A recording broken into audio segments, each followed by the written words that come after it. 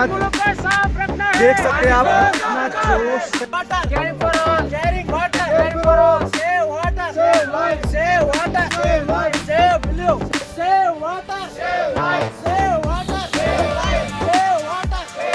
पानी को साफ रखो, पानी को साफ रखो,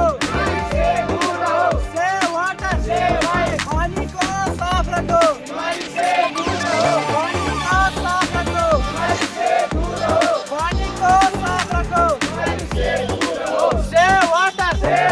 दोस्तों आज एक नया वीडियो आपके सामने मैं यहाँ पे शेयर करना चाहता हूँ। आज हमने यहाँ पे रैली निकाली है, जैसा आप थोड़ा सा स्लोगन इससे सुन रहे होंगे। हमने यहाँ पे पार्ट चूज किया है, जिससे हम आज यहाँ पे सफाई करना चाहते हैं। साफ करना चाहते हैं। जाते जाते देख सकते हो यहाँ पे हमारे स्लोगन भी लगा रहे हैं, लेकिन मेन पर्पज जो हमारा आज है वो ये है कि हम एक ऐसी स्पॉट पे जा रहे हैं जो एक बड़े एरिया को वाटर प्रोवाइड करता है, तो इसलिए हमने वो डेस्टिनेशन चूज किया। और मैं एक आपको अच्छी बात बताऊँ, जिस स्पॉट पे हम जा रहे हैं वो अरबल के आसपास है, one of the famous tourist destination in Kashmir. जो डेस्टिनेशन हमने चूज किए क्लीनिंग के लिए, हमारा ग्रुप पहुंचा है, वॉलंटियर्स का ग्रुप पहुंचा है स्कूल से, हालांकि ये स्टूडेंट्स है और स्काउट्स है, स्कूल लेवल से और कुछ इको क्लब के मेंबर्स है। तो यहाँ पे हम पहुंचे हैं, जैसा मैंने पहले ही कहा, हम लोग ट्रेनिंग के लिए यहाँ पे नहीं आए हैं, हम अपने यहाँ जाकर सफाई करेंगे। तो मैं भाई से जानना चाहता हूँ कैसा फील हो रहा है, क्या रेडी हो यहाँ पे हम सफाई करें? लेकिन यहाँ पे अगर हम देखें तो आज पानी जो है बारिश नहीं है, पानी का जो बहाव है वो ज़्यादा है। आप देख भी सकते हैं यहाँ पे पानी कितना बह रहा है। अगर आप यहाँ पे जूम करके दिखाने की कोशिश करेंगे तो ज़्यादा पानी है, लेकिन फिर भी हम कुछ सेफ मेजर्स अपने ग्रुप से डिस्कस करेंगे। हालांकि ऐसे प्रोग्राम हम करते रहते हैं, लेकिन फिर भी हम कुछ यहाँ पे स्ट्रेटजी डेवलप करेंगे। उसके बाद देखेंगे किस तरह से यहाँ पे जो पॉलिथीन वगैरह फेंकी गई है दूर, तो उसको हम साफ करें, क्योंकि यहाँ पे पानी का बहाव ज़्यादा मिला। तो हमारे साथ जितने और भी टीचर्स हैं, सेफ्टी साफ प्रायोरिटी होनी चाहिए। तो इसी डिस्ट्रीब्यूटरी के दूसरे हिस्से में हम जाएंगे, ये जो डिस्ट्रीब्यूटरी है, तो यहाँ पे दूसरा हिस्सा है इसका, वो भी वहाँ पे ब्यूटीफुल आप देखोगे, तो उस पर हम जाएंगे और वहाँ से हम थोड़ी सफाई करेंगे, पालतू से वो निकालने की कोशिश करेंगे। तो मैं समझता हूँ हमें यहाँ से ही इस व्यू को देखना चाहिए, क्योंकि यहाँ से जो व्यू है वो कम्प्लीटली एक्साइटिंग है, वो काफ़ी अट्रैक्टिव है। आप देख भी सकते हैं, आगे देखिए आप, देखिए कितना ब्यूटीफुल व्यू है। हम कृष्णगिरी, जो कृष्णगिरी का नाला है, जो बड़ा अरवल का रिवर है, इसको कृष्णगिरी का नाला कहा जाता है। तो कृष्णगिरी के नाले के पास हम पहुँच रहे हैं। हालांकि ये जो दूर से आपको ब्रिज दिख रहा है, ये एक उभरी हुई टूरिस्ट डेस्टिनेशन के रूप में माना जाता है, क्योंकि यहाँ पे आप देखोगे बहुत ज़्यादा लोग आते हैं। हालांकि अभी तो लोकल्स ही आते हैं, लेकिन जो डिस्ट्रिक्ट के तमाम कॉर्नर से वहाँ से लोग आते हैं इसको देखने, क्योंकि ये जो पुल है काफ़ी हाइट है। आप देखिए यहाँ से, ये देखिए ये दरिया जो है, जब हम इसको ऊपर से देखते हैं आगे उस व्यू को भी दिखाने की कोशिश करते हैं। यहाँ पे देखिए कितनी पोल्यूशन यहाँ पे हो रही है। तो यही हमारे नॉलेज में आया था कि यहाँ पे जो रिवर सोर्स है उसके और उसको गार्बेज से डंपिंग साइड में कन्वर्ट किया जा रहा है। हालांकि ज़्यादा तो नहीं हुआ है, लेकिन यहाँ पे इससे पहले क्या था, कोई भी गंदगी हमें देखने को नहीं मिलती थी जब 2-3 साल पहले की हम बात करते हैं। तो इसलिए आज हम यहाँ पे आए। लेकिन आप अभी फिलहाल व्यू देखिए, कैंपेनिंग भी होगी, व्यू देखिए। और स्टूडेंट्स तब तक आप थोड़ा सा रिलैक्स करिए, थोड़ा सा आप थक गए हैं, क्योंकि मैं जानता हूँ आपने अभी तक तकरीबन 2 किलोमीटर का फासला किया, तो काफ़ी थकावट आई होगी। तो आपको मिलते हैं 10 मिनट, तो आप इंजॉय कर सकते हैं 10 मिनट के लिए, लेकिन विदिन 10 मिनट फिर आपको क्या करना है, यहाँ से आपको वापस आना है, और फिर हम डिसाइड करेंगे what we are going to do. फिर then you are free to do what you want. जब तक हमारे स्टूडेंट्स थोड़ा सा रिलैक्स करते हैं, क्योंकि वो काफ़ी चल के आए हैं, तब तक मैं अपने व्यूअर्स को ये व्यू दिखाना चाहता हूँ जिसकी मैं बात कर रहा था। आप देखिए कितना खूबसूरत मंजर है यहाँ पे, क्योंकि आप यहाँ पे देख सकते हैं ये जो अहरबल का पानी है, मैं आपको बताऊँ अहरबल का पानी यहाँ से आता है। ये जो एरिया है, यहाँ से एयरबल का पानी आता है, तो यहाँ से फिर जाकर वो इधर की ओर आता है। तो यहाँ पे जब ये पहुँचता है तो यहाँ से इस पानी की डिस्ट्रीब्यूशन होती है। यानी ये वाला जो पानी है ये एक इलाके में जाता है जो मोस्ट ऑफ द शोपियान का एरिया है और कुलगाम का स्पेशली एरिया है, उसको कवर करता है। उसमें हमारे बहुत ज़्यादा गांव आते हैं, जैसे वांगामा, दांगामा, कांचीलर का एरिया, जैसे यहाँ पे खुद आड़ीजन जहाँ से निकलता है इस एरिया का भी, वो भी लोग जानते हैं आड़ीजन के ही नाम से। तो यहाँ से पानी दो हिस्सों में डिवाइड होता है। तो वो जो पानी है वो कुलगाम के दूसरे साइड से जाता है, आगे जाकर ये सारा पानी फिर दिल्ली में ही मिलता है। यहाँ पे मैं आपको दिखाने की कोशिश करूँगा कि यहाँ पे पानी का बहाव कितना है। थोड़ा सा मैं नज़दीक आया हूँ पानी के, और एक चीज़ यहाँ पे आप लोगों को मैं दिखाना चाहता हूँ जो मैं समझता हूँ काफ़ी कम लोगों ने देखा होगा, और वो चीज़ है ये आप देख रहे होंगे। एक डिफरेंट चीज़ बहुत सारे लोगों के लिए होगी। तो यहाँ पे मैंने वेरीफाई किया ये चीज़ है क्या। तो इसको यहाँ पे कश्मीरी में पुई बोलते हैं, पुई बोलते हैं इसको। यानी इस पुई को पानी में रखते हैं जहाँ पे पानी का दबाव ज़्यादा हो, जैसे कि यहाँ पे पानी बड़ी फास्ट चल रहा है, तो ऐसी जगहों पे इस पुई को लगाया जाता है। तो इसका इस्तेमाल किया जाता है मछलियों को पकड़ने के लिए। ये कश्मीरी एक तरीका है जिससे उमूमन पुराने ज़माने में, यानी ज़्यादा पुराने ज़माने की हम बात नहीं करें, तो पहले इन चीज़ों से यहाँ पे मछलियों का शिकार किया जाता था, मछलियाँ पकड़ी जाती थी। लेकिन आज यहाँ पे मैंने एक यहाँ के लोकल बाशिंदे से बात जैसे की कि तो उसने बताया कि आज इनका यूज़ नहीं हो, क्योंकि अब इसमें ये जो है ट्राउट जो मछलियाँ हैं वो डाली गई है कुछ ऊपर से, तो यहाँ पे अब फिशिंग अलाउड नहीं है। इस पुई को मैं आप लोगों को बड़ी करीबी से दिखाना चाहता हूँ। हालांकि यहाँ पे मेरे दो स्टूडेंट हैं, उन्होंने इसको खड़ा किया है। आप देख सकते हैं इस पुई की हाइट कितनी है, तकरीबन 5 फुट के आसपास इसकी हाइट है। ये एक छोटी ही पुई है, लेकिन इससे भी बड़ी पुई जो पुईज़ थी वो वहाँ पे थी। तो इन पुईज़ को जैसा मैंने बोला कि मछलियों के शिकार के लिए किया जाता था। आप देखिए ज़रा, थोड़ा इसे रोटेट कीजिए बेटा इसको यहाँ की ओर रोटेट कीजिए, थोड़ा वो डाउन कीजिए। आप देखिए अंदर से किस तरह से यहाँ इसमें मछलियाँ फंसती थी। तो यहाँ से जब मछली जाती थी, क्योंकि पानी का बहाव जब ऊपर से ऊपर आता है, तो पानी जब इसमें से गुजरता है मछलियाँ भी इसके अंदर चली जाती है, तो पानी का बहाव जो यहाँ से होता है वो फिर उनको वापस आने नहीं। तो इस तरह से पुई की मदद से मछलियों का शिकार किया जाता था। फिर रोजन मंजूर साहब अगर तो इन्फॉर्मेशन ये मुझे थोड़ा बहुत कि आप जोड़ ये आप पर तो ये कुछ गसन और बोल आप ये सब सप्लाई करान ये तो युकुन आप ये करान सप्लाई टोंगरी आप ये करान सप्लाई क्या नाम है इसका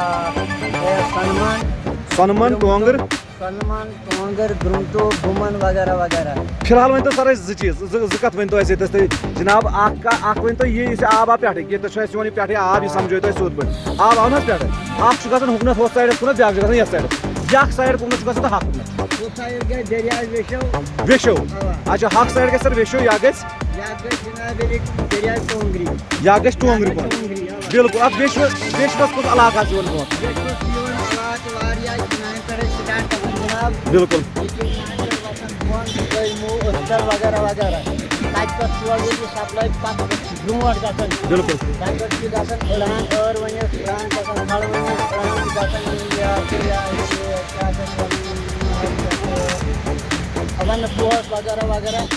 लास्ट जहल मज वा।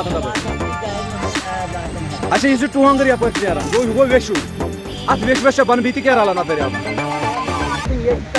दरियाव अलबत्ता बड़ी कसदोरा ठीक बड़ी कसदोर तम ब्रो माफी दीजिए यह होड़ इलाक पे कैमरा सह थान यह दमहाल इलाक दमहाल पे नीर सिमरी पे दरियाव कांड शायद वन ये दरियाव नीर जनाब सह कुछ सही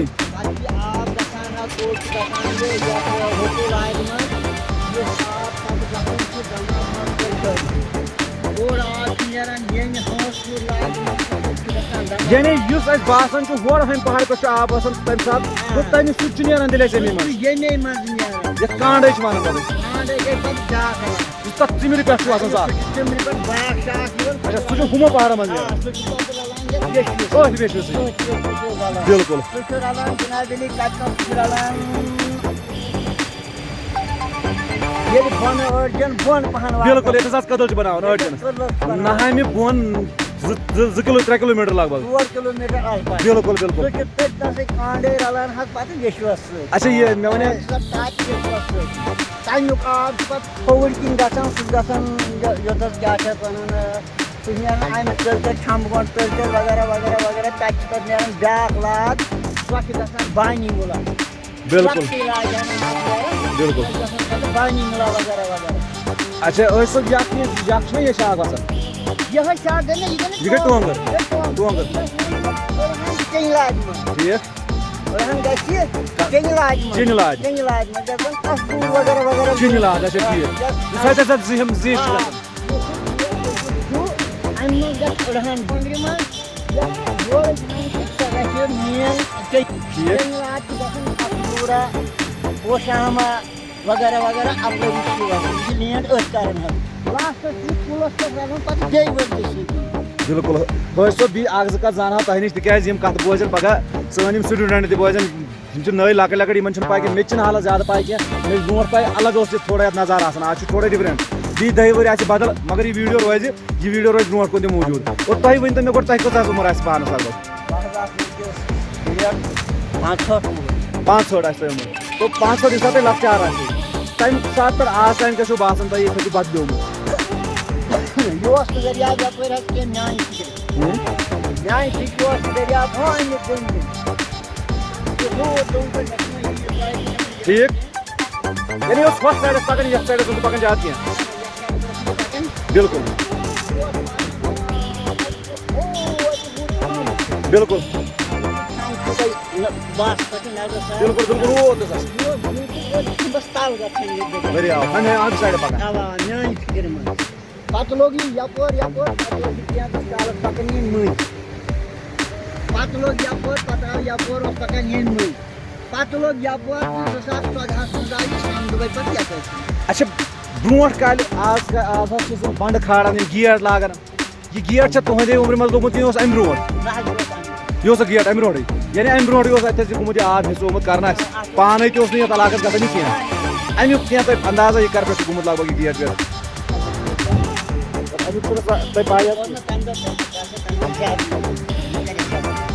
गो अम अच्छा तम दुक आब बिल्कुल साफ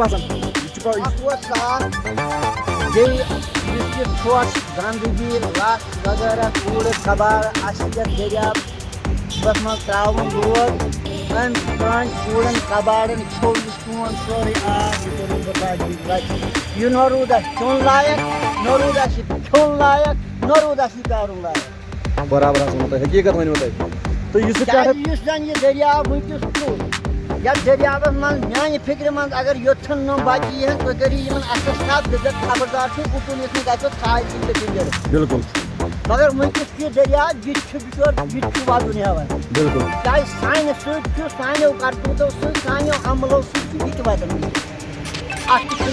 बराबर क्या मंसूर सब बे कथा वन तो यह हकीकत यह कोर साने करतूत गई खराबी खास कर अगर अहरबल कत करो क्या अहरबल यपर पे अहरबल बनो यपर कदल ओतस बड़ा अक्सरियत लुक बिल्कुल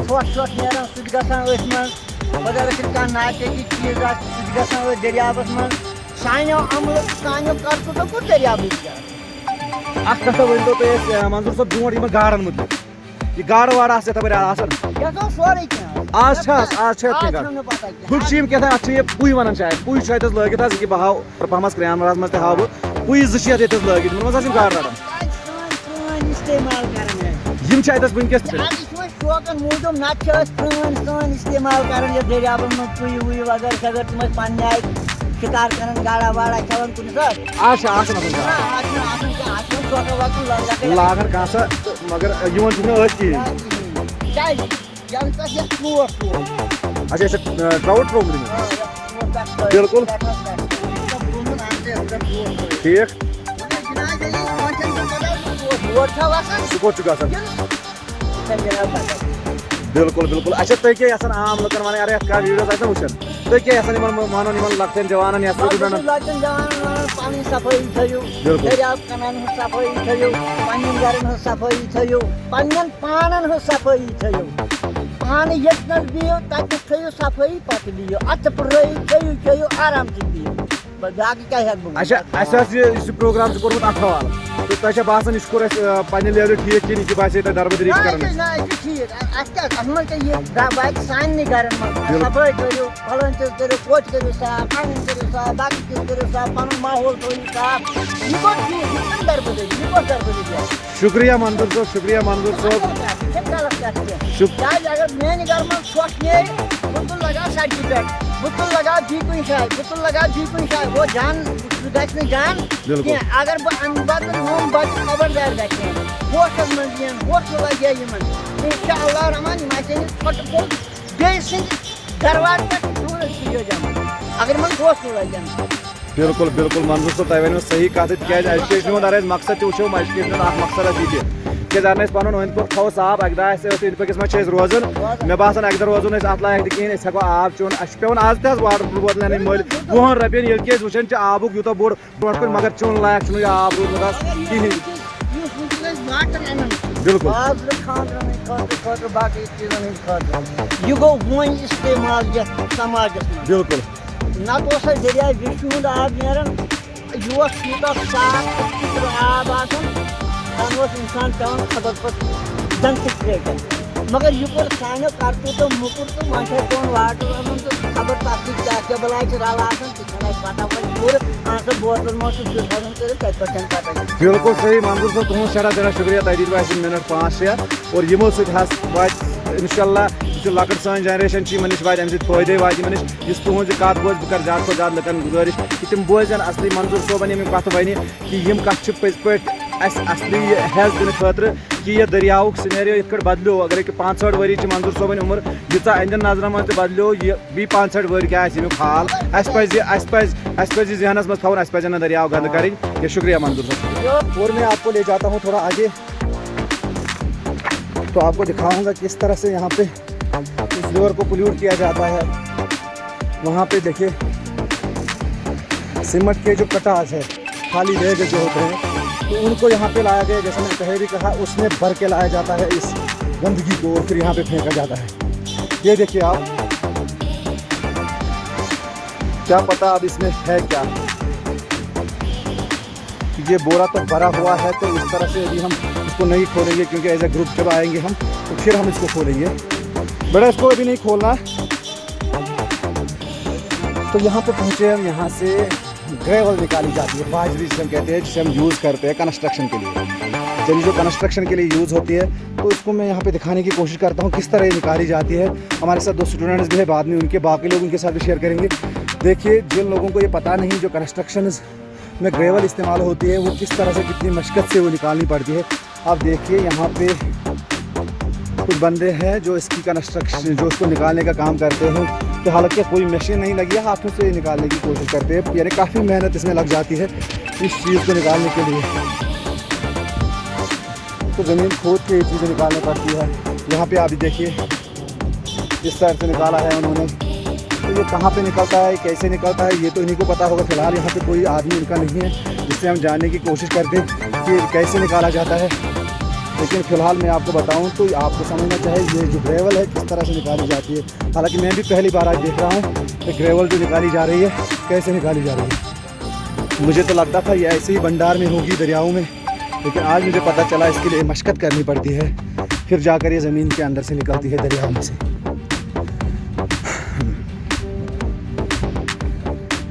आगे चलते हैं, आगे देखते हैं और आप बने रहे हैं हमारे साथ, क्योंकि ये जो व्यू होगा ये वीडियो ऑल टुगेदर डिफरेंट है। मेरा कंटेंट से थोड़ा हटके है, लेकिन हमारे बच्चों के लिए काफ़ी इंफॉर्मेटिव है। अगर हम इसको बच्चों के साथ शेयर करेंगे, उनको रियलाइज़ कराएंगे किस तरह से हमारे जो दरिया है उनको पोल्यूट किया जाता है, किस तरह से हमें जाना होगा, अवेयर करना होगा, लोगों को बताना होगा कि ये जो पोल्यूशन है ये हमारे लिए कितना डेंजरस है। यहाँ पे भी देखिए आप, यहाँ पे भी इसको आप इस तरह से अंदाज़ा लगा सकते हैं तो कहाँ कहाँ पर इंसान पहुँचा है, जहाँ पे लगता है कि कोई इंसान नहीं रह रहा है। पहले जब मैं यहाँ पे पहुँचा तो ऐसा मुझे लगा कि यहाँ पे कोई गंदगी नहीं होगी। तो यहाँ पे देखिए आप, 2 कदम पे कुछ ना कुछ है, 2 कदम पे कुछ ना कुछ है। तो ये हाल, लेकिन जैसा हमने एक भाषण जैसे यहाँ पे बात की, कुछ साल पहले ये हाल इसका नहीं था। कुछ सालों से इंसान इतना खुदगर्ज हुआ है कि वो नेचर को इस तरह से पोल्यूट करने पे आ गया है, कोई भी चीज़ नहीं छोड़ना चाहता है। तो अगर इसी तरह से पोल्यूशन बढ़ता रहा, मुझे लगता है आने वाले वक्त में जो वाटर की बोतल हमें मिलती है वो 20 के बजाय 100 रुपये में आने वाले सालों में ही मिलेगी। फिर आगे मिलेगी या ना मिलेगी, ये भी एक खतरा है। तो आगे चलते हैं, यहाँ पे थोड़े से पेड़ हमें देखने को मिल रहे हैं। अभी देखिए काफी बुशेस है यहाँ पे।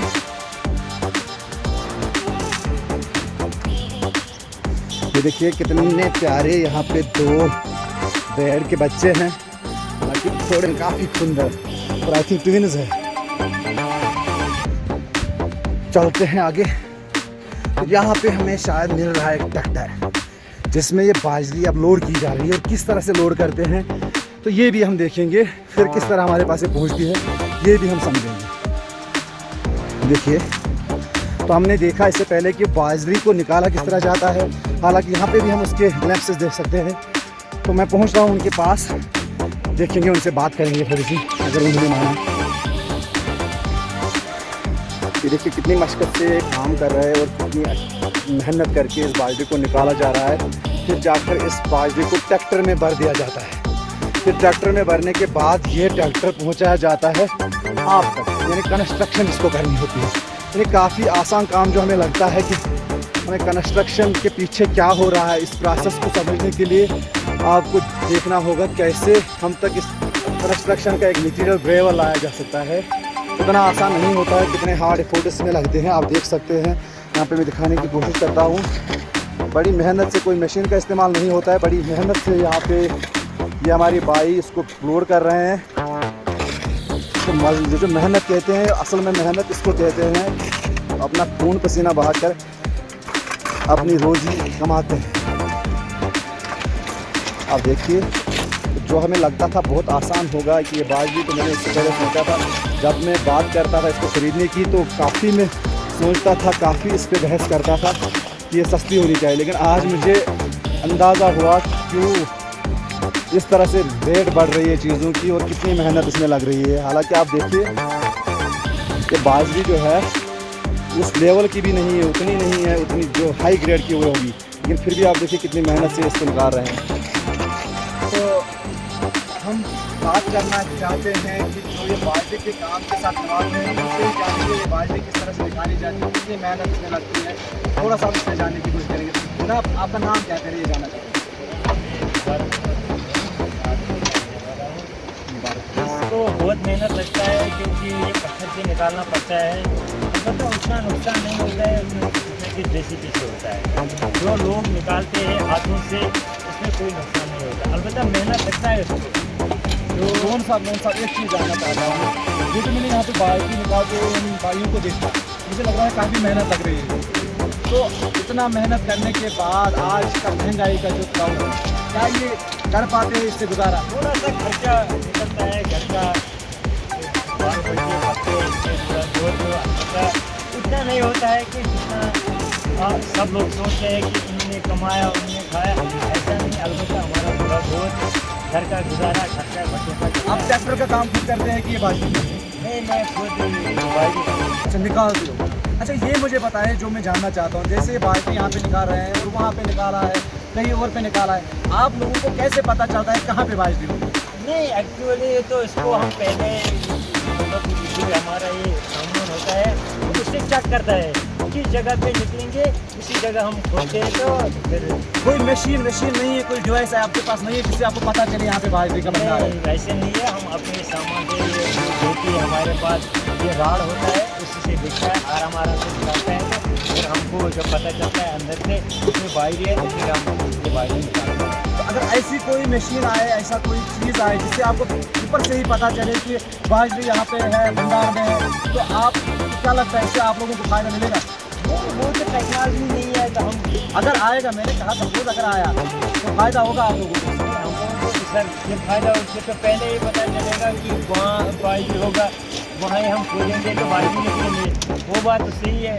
अलबत्ता ऐसे तो ढूंढना पड़ता है हमको कहाँ है, पहले खोजना पड़ता है, फिर देखना पड़ता है, पत्थर निकाल के कौन सा साइड काटेंगे, किसमें होगा, ये फिर ही पता है। अच्छा, पहले के ज़माने में भी ऐसी निकलती थी कि पहले कहीं पे भंडार होता था, आपका मूल्य आज से पहले जो 2014 में सैलाब आया था, सैलाब की वजह से जो पानी जमा भी हो जाता है कहीं नालों के साइड में, वो सूखा ही रहता है जब वो ख़त्म हो जाता है तो फिर खोजना पड़ता है, देखना पड़ता है कहाँ पे है, कहाँ पे नहीं है। चलो शुक्रिया मंजूर साहब, शुक्रिया हमारे साथ बात करने के लिए। तो हम आपके बहुत मशहूर है कि आपने हमारे से बात की। तो आप देख सकते हैं अखरोट का दरख्त कैसा लगता है। यहाँ पे अखरोट के दरख्त है, हालांकि कुछ अखरोट निकले भी होंगे, शायद निकले हैं कि नहीं। हाँ निकले हैं, तो मैं कोशिश करूँगा दिखाने की भी, अगर कहीं पे मेरा कैमरा उनको जूम कर पाता है। हाँ वहाँ पे मैं दिखा सकता हूँ। अखरोट जब पक्के नहीं होते हैं किस तरह दिखते हैं, क्योंकि ये देखिए अखरोट, अभी जो ये अखरोट हैं ये भी पक्के हुए नहीं है। यहाँ पे भी देखिए, ये देखिए।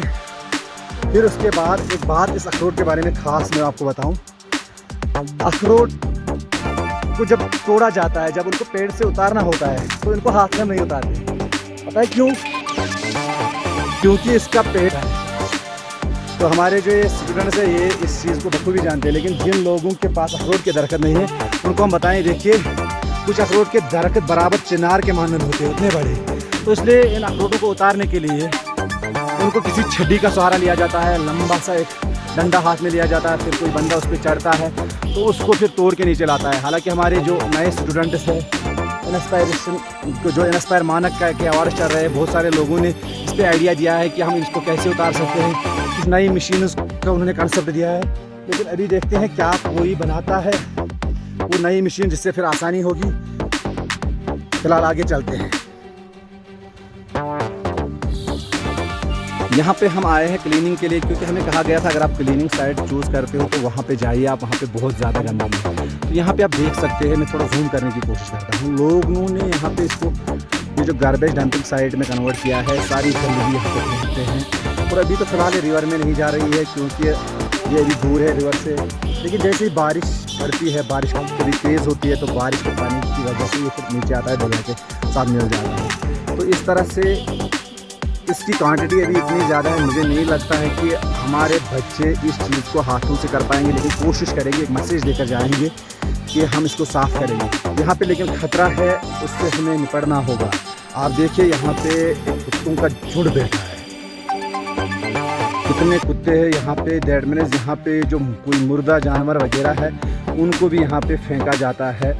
तो इस तरह यहाँ पे इतने कुत्ते हैं, तो हम रिस्क नहीं लेंगे क्योंकि हमारा एक छोटा सा ग्रुप है अभी मेरे साथ स्टूडेंट्स का। वो यहाँ पे देखिए कुछ 4-5 स्टूडेंट्स हैं मेरे साथ यहाँ पे, तो इनकी लाइफ में रिस्क में नहीं डालते हैं। बेटा हम आगे चलते हैं, हम इसकी ओर नहीं करेंगे जब तक ना हम अपने ग्रुप के साथ मिलें, लेकिन कुत्तों के साथ छेड़ना नहीं, क्योंकि अगर आपने इनके साथ छेड़ा तो ये फिर आपको नहीं छोड़ेंगे।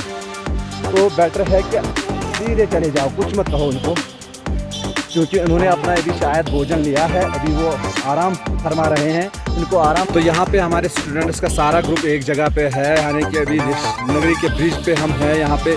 तो हम स्टूडेंट से थोड़ी सी बात करेंगे, क्या किया उन्होंने इस आज की रैली में, क्या उन्होंने सीखा, और कोई थोड़ी सी बात करेंगे। तो सबसे पहले किसी स्टूडेंट से हम बात करना चाहते हैं, तो कोई एक आगे यहाँ पे आए। तो पहले एक स्टूडेंट से बात करेंगे, फिर उसके बाद उनके टीचर से भी बात करेंगे जो इस ग्रुप के साथ हमारे शबीर साहब थे, उसके बाद उससे भी बात करेंगे। पहले हम जानेंगे एक स्टूडेंट से, तो वो ज़रा सामने आए तो थोड़ा सा हमें बताए।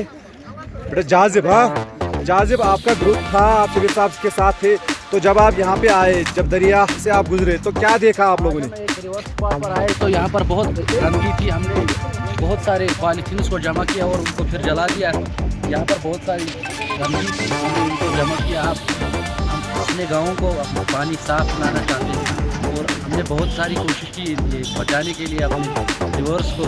आज हमने बहुत सारे पॉलीथीन जमा किए और उनको जला दिया। बहुत बहुत शुक्रिया। तो आपने बहुत सारे पॉलिथीन को जमा किया और उनको जलाया, यानी कि आप मुझे बताइए, जब आप इस दरिया के किनारे से गुजरे, जब आपने देखा तो कितनी गंदगी आपने देखी रास्ते में? क्या सारी गंदगी आपके बस में है कि उसको साफ कर सकते? सारी नहीं की तो आधी हमने जमा तो कर किस दिया। तरह से आपके हिसाब से ये गंदगी किस तरह से साफ होगी यहाँ पे? हमें कोशिश करनी चाहिए, गंदगी नहीं डालनी चाहिए, हमें दरिया के किनारों पर पानी को साफ रखना चाहिए। तो यानी हमें फिर लोगों को बताना चाहिए कि इस पे ऐसा ना करो, तो कंपेनिंग करनी चाहिए। तो एक स्लोगन हो जाए यहाँ पे, इस ब्रिज पे एक स्लोगन हो जाए, तो आपका ग्रुप लीडर आपका वो स्लोगन जो आप दे रहे थे उसको यहाँ पे 1-2 स्लोगन दीजिए। Save water, save life, save water, save life. पानी को साफ रखो, पानी को साफ रखो, पानी को साफ रखो, पानी को साफ रखो। Save water, save life, save water, save life, save water, save life. पानी को साफ रखो, पानी से दूर रहो, पानी को साफ रखो, पानी से दूर रहो। तो अब उनके टीचर शबीर साहब से, जो इस ग्रुप के साथ थे, शबीर साहब से बात करेंगे। शबीर साहब, हालांकि आपने इस ग्रुप को थोड़ा सा अलग लिया था, बड़ा ग्रुप आपके साथ था और राजेश सर के साथ, हालांकि मेरे साथ कम ही स्टूडेंट कुछ रह गए थे पीछे। तो आप मुझे बताएं, रास्ते में आपने कितनी गंदगी देखी और क्या लगा आपको? आप जानते हैं कि ये जो दरिया जो है, ये दरिया विष्णु के नाम से जाना जाता है। बिल्कुल ये सर। पूरे साउथ कश्मीर को ये ड्रिंकिंग वाटर सप्लाई कर रहा है। तो आप जानते हैं कि इसको बहुत आलूगी हमने देखी है अंदर, तो बहुत सारे लिफाफे थे या कुछ ऐसी चीज़ थे जिसमें हार्मफुल केमिकल्स होते हैं। हमने उनको पूरी तरह कोशिश की निकालने की, जिस तरह हमसे हो सका तो हमने पूरी कोशिश की है। इंशाल्लाह मेरी तरफ से आपसे रिक्वेस्ट है, अपनी कोशिश से रिक्वेस्ट है कि ऐसे प्रोग्राम आइंदा भी होना चाहिए, ताकि जो ये हमारे रिवर स्पॉट्स है, ये ड्रिंकिंग वाटर के जो भी ज़रिए हैं हम तक पहुँचने के लिए, हम उनको अच्छी तरीके से साफ रखें। और ख़ासकर जहाँ पर भी ये आलूदा चीज़ है, उनको पानी से हम निकालें। और ये आप जानते हैं, ये वाटर बॉडी जो है, हमारी तरफ से लोगों को भी रिक्वेस्ट है कि वो ऐसा ना करे, इसमें ये पॉलीथीन वगैरह ना डाले, ऐसी चीज़ ना डाले हमारे इस पानी को आलूदा, जिससे हमारा पानी आलूदा हो जाए। बहुत बहुत शुक्रिया सर। ये थे शबीर साहब हमारे साथ। यहाँ पे हमारे फिजिकल एजुकेशन टीचर जो है, मास्टर इनफैक्ट है, हमारे साथ है, सीनियर मोस्ट है हमारे डिपार्टमेंट में, तो वो भी इस ग्रुप में थे। सर से हम जानना चाहते हैं, सर ये आप फिजिकल डिपार्टमेंट में आप ऐसी एक्टिविटीज़ करते रहते हैं बच्चों के साथ, क्या आपको लगता है कि फिजिकली इस चीज़ को ठीक करने से मसला हल होगा कि यहाँ की अवेयरनेस की ज़रूरत है? मेन बात जो है कि पब्लिक अवेयरनेस होनी चाहिए, लोगों में ये एहसास होना चाहिए कि गंदगी हम ना डालें। ये वाटर बॉडी जो है हमारे लिए प्रेशर सोर्स है, इसको हमेशा के लिए साफ रखने के लिए लोगों पे ज़्यादा जिम्मेदारी है, एक आदमी से ये काम नहीं हो सकता। सब में अवेयरनेस होनी चाहिए कि सब ये गंदगी ना डालें, तब इस पर काबू पाया जा सकता है। बिल्कुल सही सर, आपने सही फरमाया। तो सर ने कहा कि ये जो वाटर बॉडीज़ है, हमारे वाटर बॉडीज़ को अगर हमें साफ रखना होगा तो हमें क्या करना होगा, हमें लोगों को अवेयर करना होगा, क्योंकि कितनी सफाई हम करें आप देख सकते हैं। जो हमने एरिया बीच बीच में वीडियो में दिखाया भी, आप देखिए कितना बड़ा अंडर आता है। तो इतना सफाई करना अगर हम देखेंगे तो बस की बात नहीं, इनफैक्ट गवर्नमेंट को भी काफ़ी बड़ी मशीनरी फिर चाहिए साफ़ करने के लिए। लेकिन आप अगर हमें साफ़ करना है तो हमें दिमाग को साफ़ करना होगा, लोगों की सोच को बदलना होगा, तो जो होगी अवेयरनेस से। तो स्कूलों में जाकर ऐसे प्रोग्राम करने हैं, स्कूलों में स्टूडेंट्स को अवेयर करना है, घर घर ये बात पहुंचानी है। स्पेशली जो मेन सोर्स ऑफ वाटर है उनको कम से कम गंदा ना होने दें।